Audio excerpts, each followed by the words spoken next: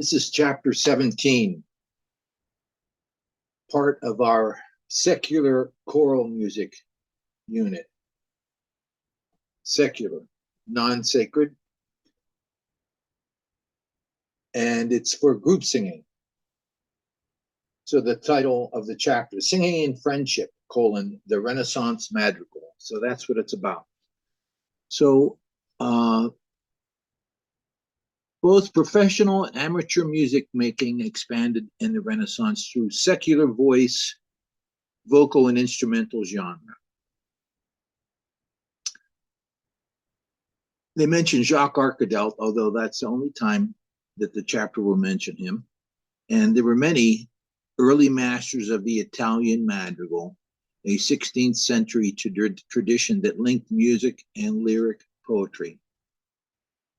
You probably have heard the word madrigals. A lot of schools have groups they call madrigal singers. And so madrigal is a special type of a song. Madrigals usually feature expressive text setting, word painting, what is that, and multiple meanings. And then later English madrigals, because madrigals started in Italy, and then later English madrigals, such as those by John Farmer, which we will sample his music, were often simpler and lighter in style than their Italian counterparts. And Claudio Monteverdi, we're going to sample some of his music. And he lived and wrote music in both the Renaissance and the Baroque style periods, because he was one of these individuals that he was born late in one period, and as he lived, the styles changed, or one became more dominant over the other. And he represents the peak of the Italian madrigal tradition.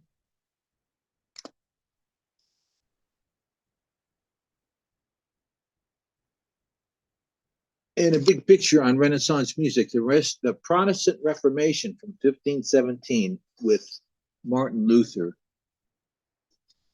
And we'll talk more about him in another lecture. And so he initiated a reformation of the Catholic Church and complaining that certain things should be done differently. And he didn't really intend to start a new religion, but a new religion was started, a Lutheranism, named after Martin Luther.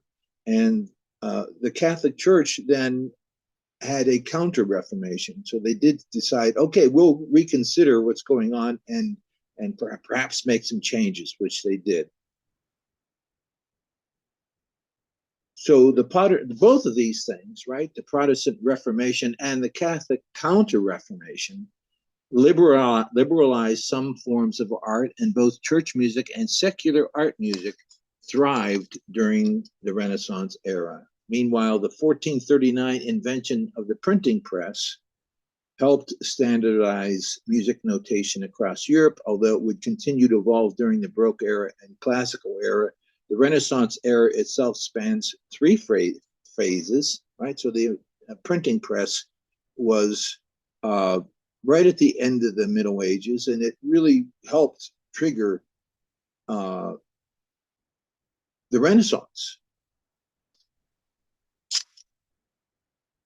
So, like most things, we have a beginning, a middle, and an end. So we break the Renaissance. We say it's from 1450 to 1600, but here we're using 1400 to 1490, and it's an early Renaissance because there's a crossover period when you have more than one thing going on at the time, more than one style. And then the High Renaissance is 1490s to 1530s, and then the late Renaissance, 1530 to 1600, we have Monteverdi and Gesualdo. We already listened to some music by Josquin and with Palestrina. And so Josquin is right at this border between the early and the late. And we listened to his a motet, and it was very highly imitative polyphony. And because of that, we said it was difficult to understand the words.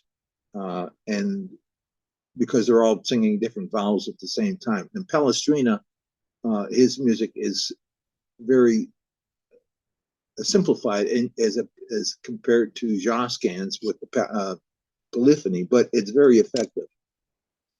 So the early Renaissance, not that you need to know too much about this, but just you should know that this kind of stuff exists, and you can always dig deeper if you're interested in anything. I, in graduate school, took one semester of class that was entitled The Renaissance. The whole semester was about the Renaissance. Early Renaissance music followed closely in the spirit of late medieval music, but with less syncopation and greater focus on harmonic cadences. An example of his music would be Defy and music from what they call the Burgundian school from Burgundy in France, but we haven't really and aren't going to sample any music from this early Renaissance. And the High Renaissance had fluid, generally lacking in sharp rhythmic edge, and characterized by smooth, conjunct, careful, controlled polyphony with occasional uses of homophony, like Josquin. The dense polyphony, which is characteristic of High Renaissance style, actually obscures the individual voices. We said that about Josquin many times. And furthermore, on the High, which is the Middle Renaissance, began around the time that the Catholic Church Council of Trent, which was their part of their Counter-Reformation, issued edicts discouraging the use of excessive polyphony in vocal church music. This led to a rollback of techniques used by Obrecht and Ockeghem, but it gave rise to a new generation of Renaissance composers who embraced simple forms of harmony, Palestrina. So this is one of those things that you don't anticipate what's going to happen when you make a big change. And so the church,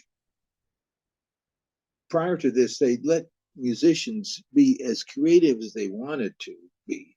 And they hired the best musicians. And as long as their focus was to write music around the prayers of the church or the mass of the church, this functional music, they let them be creative as they wanted to be with music. But it caused some problems, right? And this was complained about by Martin Luther, and they had the Reformation, and then the Counter-Reformation. Then the church says, okay, we're going to make some changes, and we want the music to be about our praise of the Lord, and we want the music to be so we can understand the words, and we don't want too many instruments being used in the church because it's not it's about reverence of God and not about being entertained by musicians.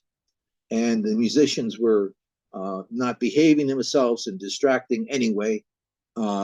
So these changes the church made encouraged musicians to leave the church because they are now more controlled by the church as far as what they could do with their music and their compositions. So that it pretty quickly encouraged musicians to go and work in the secular world. And now they had opportunities to do because of music being printed, and a different audience was being created as far as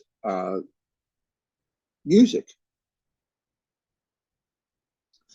And the late Renaissance, and these periods are also in painting styles, right? So the late Renaissance gave way to a style known as mannerism, wherein music was embellished with various forms of ornamentation, suspension, and even chromaticism. Composer that wrote many madrigals was Gesualdo, and if you listen to his music, it's really shocking that this chromaticism was part of the style at this time. It's like you don't expect it. So this would set the table for the bold, dynamic, heavily embellished music of the Baroque era. Again, we're gradually moving into another style. In the 1550s, there was a style movement called musica reservata. I don't know if I'm saying that correct, but they espoused the clear articulation of the words, right? So this is one of the reactions to earlier music. when you couldn't understand the words. The developing concept that the music should reflect and intensify the actual meaning of the words. Again, it's the words and the word painting.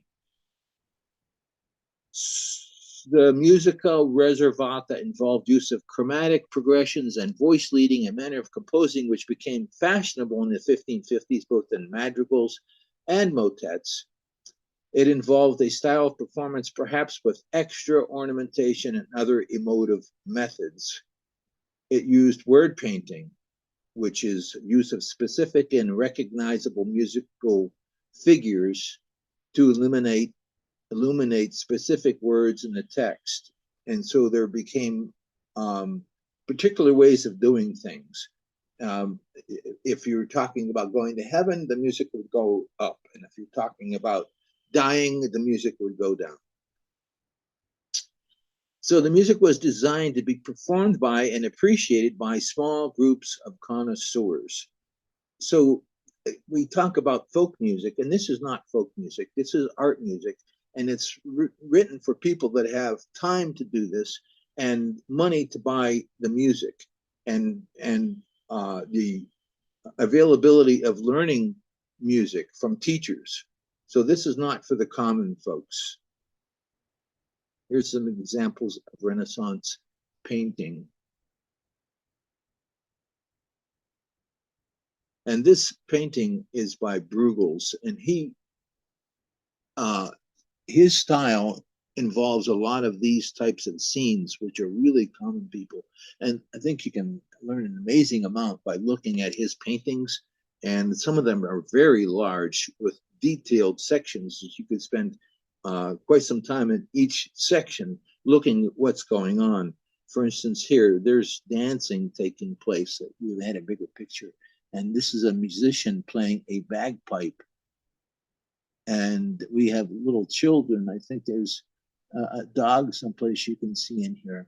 But this is, we don't have photographs, but this is pretty good, telling us how the people lived at the time. This is more a portrait, and sometimes portraits were made because they were paid by somebody to do the portrait, and they were made to flatter the individual. Let's face it, that's what it's about. And this is a religious setting, right? So, well, the Mona Lisa, these are two different paintings by Da Vinci, and I'm not sure who did this one, but this is more of a sacred nature. Or is it?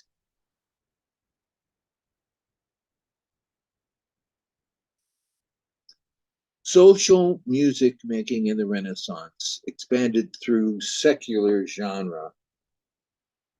Of course, there were professional musicians, people that did this for a living, and they performed and sung for both civic activities and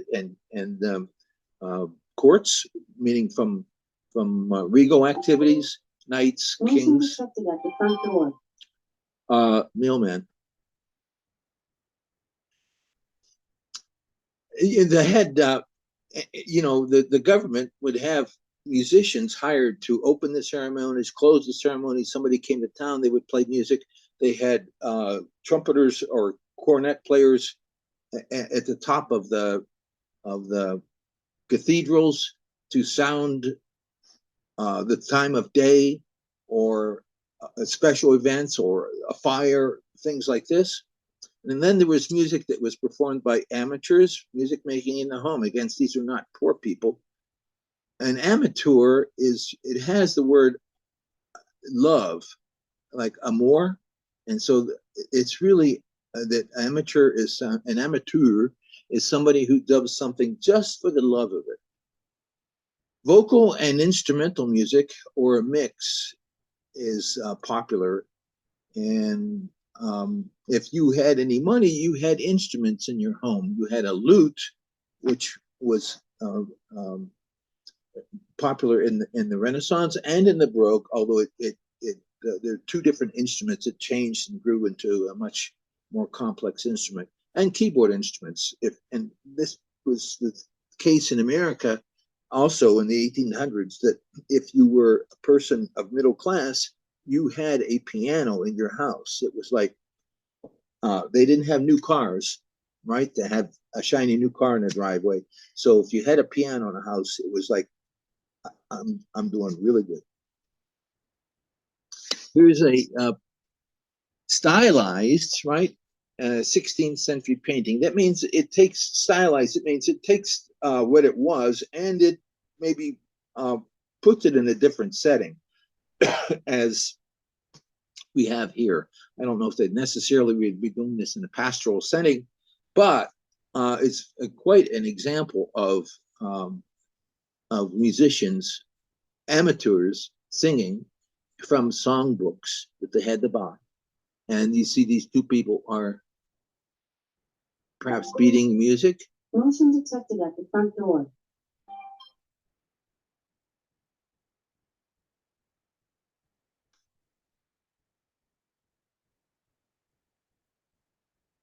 Women became had a different responsibility in music at this time socially, right? Music education. So if you were somebody that was educated, which means that you had money, you would have expected to do music. And especially for women. So it's like, why is this more important for women than men to be successful? Oh, she's a musician too. It's like, oh, but men, it's like, nah. Women achieved fame as professional singers later in the 16th century with the popularity of opera and the need for acting and singing. And this again is already into the Baroque period when we talk about opera. So this union, this joining of poetry and music is exemplified in the French chanson and also in Italian madrigal, and even the Machaut piece, "Ma fin est," that thing about the my beginning is my end. It has a union of poetry and music, right? The palindrome, and of course the Italian madrigal. We're going to learn is like that as well. So poetry shaped musical forms. And the last part of the Renaissance, the madrigal was a very important element, and it was the avant-garde music at that time. And it because prior to this, the avant-garde music was in the church, but the rules discouraged that, and the madrigal kind of took over as the avant-garde music. Typically, it had 3 to 8 voices with one person per music line. And again, the poetry and music are united. Very popular with Italian courts, and the amateurs that were wealthy enough to afford it did this as well. And we call this chamber music because it's not loud, it's for small groups. And these tricks, you might call them, right, or techniques, so that they would have the music would take advantage of trying to tell words that were used like weeping, sighing, trembling, dying. And topics of madrigals were secular, right? So about love, unrequited love. What does that mean, unrequited? It means like you're not, the love is not returned. Humor, satire, politics, scenes of the city, country life, fun things. And we call these the word paintings madrigalisms, again, because they use the same thing or the same technique over and over again. Right? Dissonance might reflect death, and ascending line, heaven, stars, expressive devices. Why the madrigal? Well, 16th century humanists, remember who those people are, studied ancient Greek treatises on music, which discussed the close relationship between music and poetry and how music could stir the listener's emotions. This is the way it was in the Greeks. So inspired by this classical world, and here we use that word classical to refer to the Greeks and Romans, Renaissance composers fit words and music together in an increasingly dramatic fashion, as seen in the development of the Italian madrigal and later the operatic works of Claudio Monteverdi. So again, Monteverdi actually writes, we'll listen to his opera, which is the first great opera. He wrote 3 operas.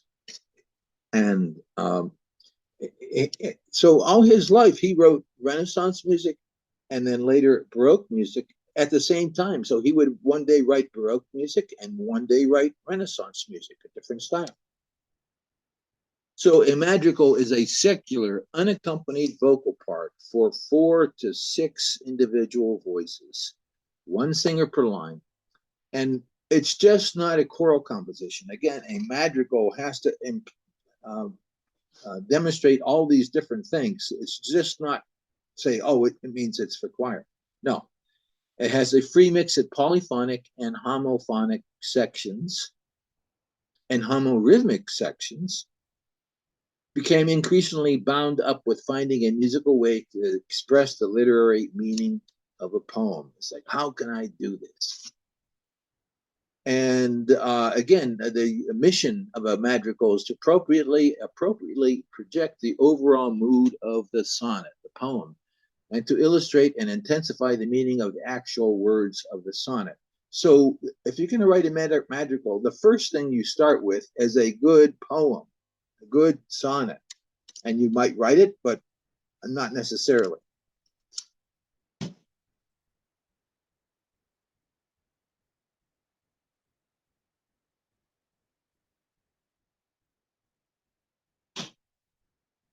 Monteverdi, 1567 to 1643. And here it says he was born in Cremona. He had a position to the Duke in Mantua, and then he was a choir master at St. Mark's in Venice.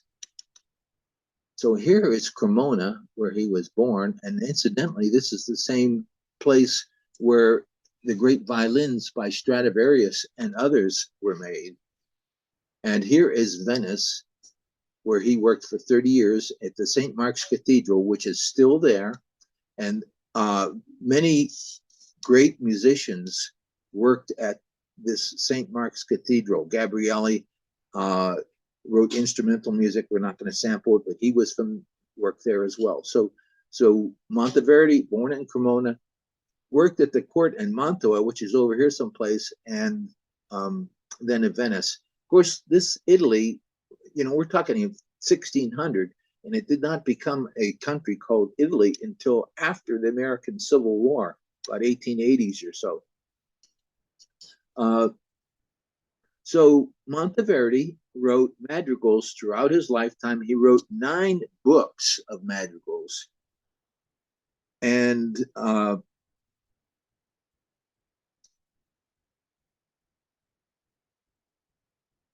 so it's more soloistic because you have 1 singer per music line, and as opposed to a big group, but it's still for choir. It's not for solos, but it's soloistic. Highlighted the text through unprepared dissonances, speech-like melodies. Again, it's all about the words. Rich chromatic harmonies, dramatic declamations. Something that's declamatory means it's like I'm really forceful about saying this and I mean it. That's declamatory. Vocal virtuosities, vivid depictions of emotional words, new emotional intensities. So again, we'll see that he wrote the madrigals, but he did write sacred music, and operas are secular music. Here he is, Claudio Monteverdi, 1567-1643, a crossover composer, late Renaissance, early Baroque. And again, wrote the first great opera we'll listen to in the Baroque period. So we're going to sample his madrigal in Italian, of course, and it's called Truly I Want to Die. It's from his 4th book of madrigals. And of course, it's all about the words. And it says that it has these references to death, but it says it's a conceit. And it's like, what is a conceit? And actually, it's a literary term, which means it's an elaborate metaphor. So it's a conceit for a sexual climax, death. And there's references to kissing and bodily interaction. And this is typical of a madrigal. It's fun to have these double entendres, a phrase that has more than one meaning, and the second meaning is typically a sexual meaning. From the textbook, it says, since references to death in madrigal poetry were usually understood as erotic, death being a conceit, right, a metaphor for sexual climax, the underlying meaning of this madrigal is fairly clear. All the more so given the references to kissing and bodily interaction as the level of desire escalates. Okay. And our listening guide. So what are we going to listen to? Mostly stepwise music passed from one voice to another. Of course, the structure and the form follows the poem. Modal with effective dissonances alternates homophony and polyphony. Remember, homophony is when you have our attention is focused to one music line, and all the other lines are there to support that music line.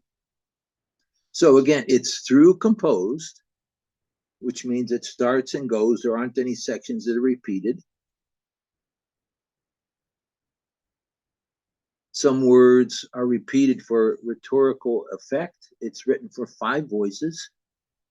And the poem here, right? Again, Monteverdi didn't write the poem. It's by Maurizio Moro. And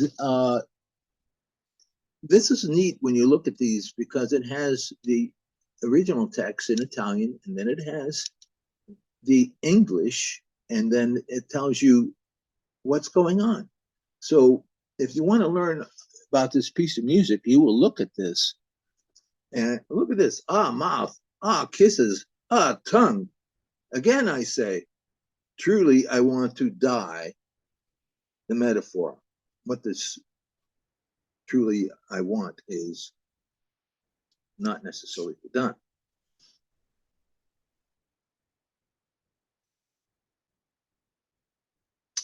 Okay, I think we've said all this. Let's listen to the piece.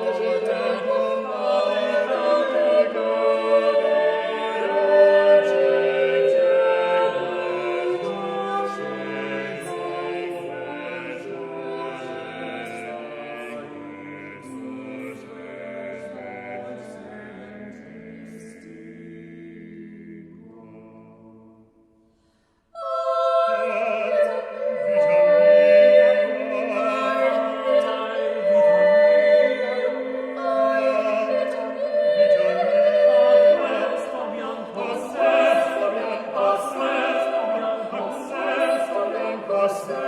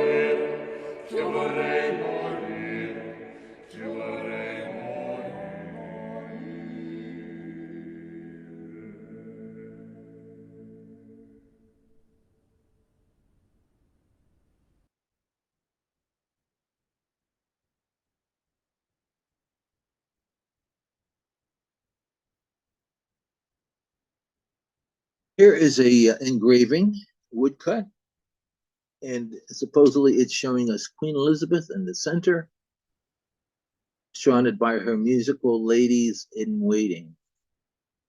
What are they waiting for?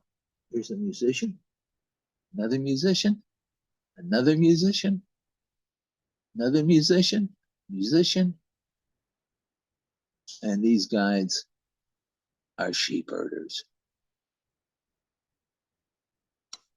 Here we go, a typical pastoral scene of a shepherd and shepherdess. That's what the small print says here, 1730, 1797. So this is later, but that's the way ideas are sometimes written down. It's like a reflection on perhaps the past. So is this from the Renaissance? Well, it's pretty interesting here. It says a typical pastoral scene. Well, I don't know what, but we have, this is pastoral. I'm not sure about that. We have the sheep, and these people look like they know each other.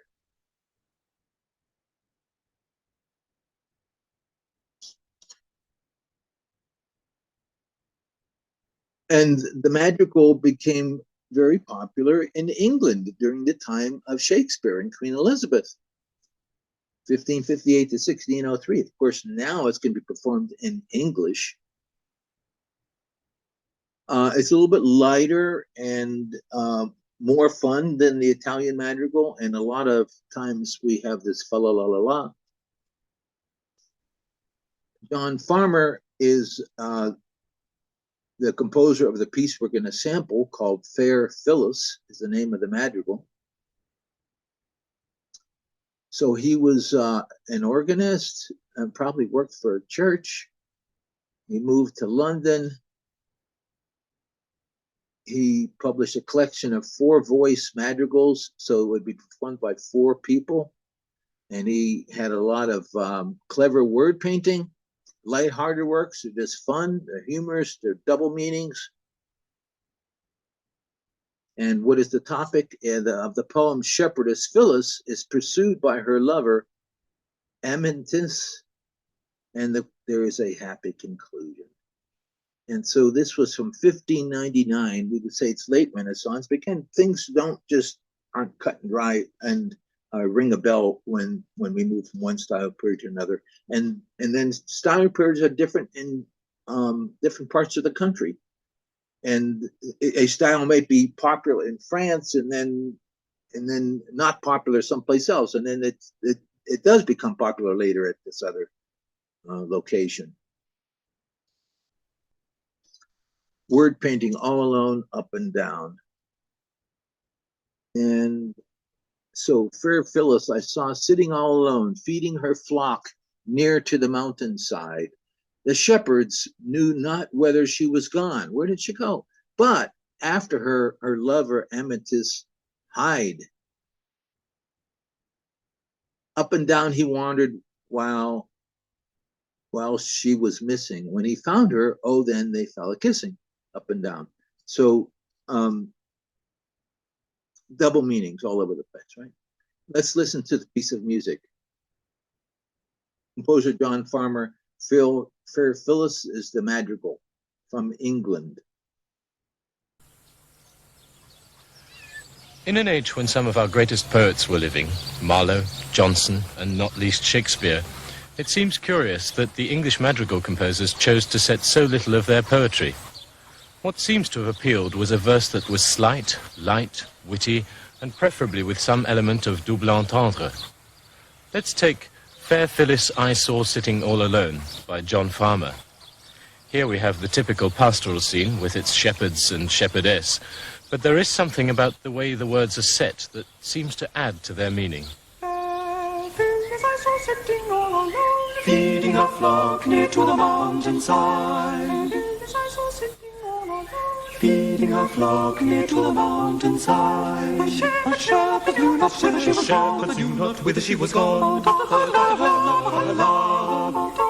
But after her lover, lamenters hide. Up and down he walked, up and down he walked, up and down he walked, up and down he wandered, up and down he wandered, up and down he wandered, up and down he wandered. For she was missing when he found her. Oh, then they fell a-kissing, oh, then they fell a-kissing, a-kissing, oh, then they fell a-kissing. Up and down, up and down, up and down, up and down, up and down, up and down, up and down he wandered, up and down he wandered, up and down he wandered, up and down he wandered. While she was missing when he found her. Oh, then they fell a-kissing, oh, then they fell a-kissing, a-kissing, oh, then they fell a-kissing.